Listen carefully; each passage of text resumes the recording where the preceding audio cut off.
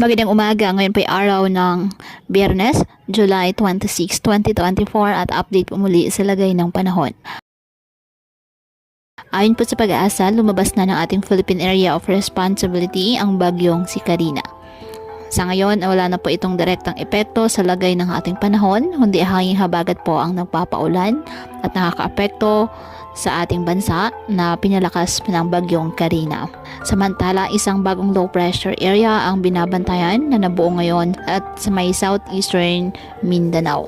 Ayon sa pag-asa, mababa sa ngayon ang tsansa nito na maging isang ganap na bagyo, pero hindi po inaalis ang posibilidad na ito ay maging isang bagyo at tatawaging bagyong Dindo ng pag-asa sa mga susunod na araw.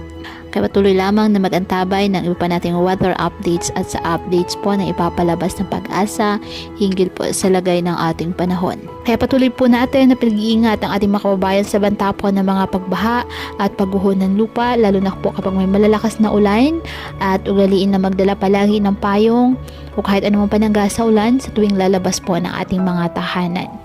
At yan po muna ang update sa lagay ng panahon ngayong araw. Muli patuloy po tayo na mag-ingat at palaging tandaan, God loves you.